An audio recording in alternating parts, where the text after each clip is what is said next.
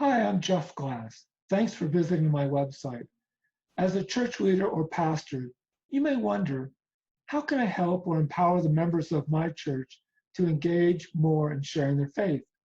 Sometimes the terms sharing your faith or personal evangelism are scary to the average Christian. Why is that? There are a lot of reasons, you might tell me. As a pastor, I struggled for years in trying to encourage and motivate my church members to share their faith. I taught many programs, methods, and classes. Members would get enthused during the class, but after it ended, by and large, so did their faith sharing attempts. Can you relate? From my experience of being a pastor for 21 years and consulting with churches for over 11 years, I've discovered that many Christians feel inadequate for sharing their faith. Why? They may have made faith sharing attempts and in their mind failed. Maybe they feel pressure that another person needs to come to Christ through what they share. And if the other person doesn't, the Christian feels like a failure. But I think that a person's journey to become a Christian is like the gestation period of a baby. A baby isn't fully developed and ready for birth when initially conceived. It takes on average 9 months for the baby to develop before it is ready for birth. One faith conversation with a non-Christian might simply be planting a spiritual seed, or it might be nurturing a seed that had been previously planted. No faith sharing conversation should be thought of as a failure if the Christian is relying on the Holy Spirit to do the work necessary in the other person's life.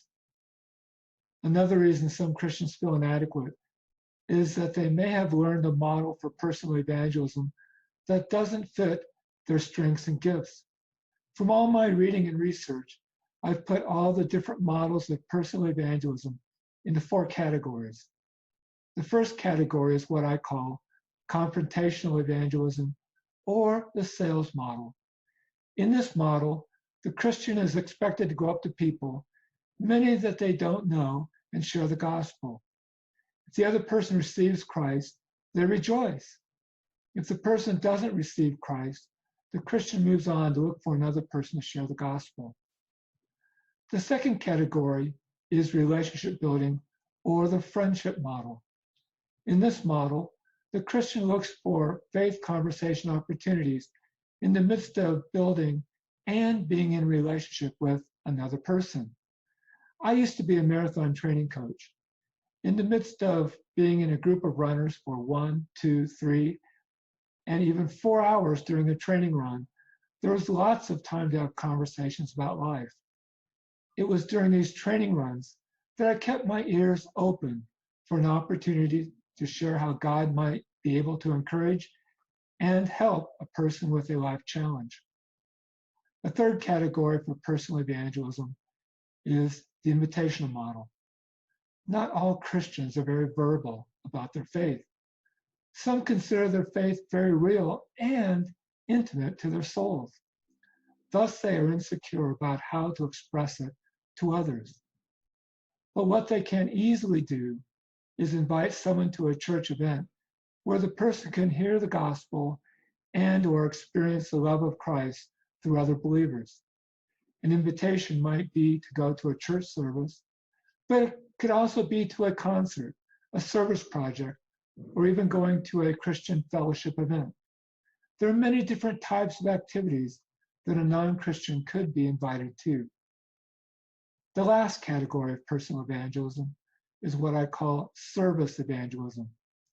The love of Christ can motivate Christians to do many things to bless others. Some Christians love to go to the site of a disaster and help rebuild homes or do cleanup work. Others like to volunteer and do acts of kindness in their city or neighborhood, or help the homeless. When asked, why are you doing this?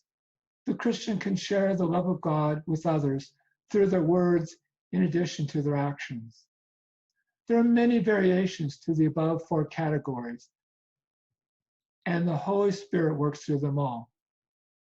In my doctoral research, I learned that when many Christians hear the term personal evangelism, they immediately think of the confrontational model.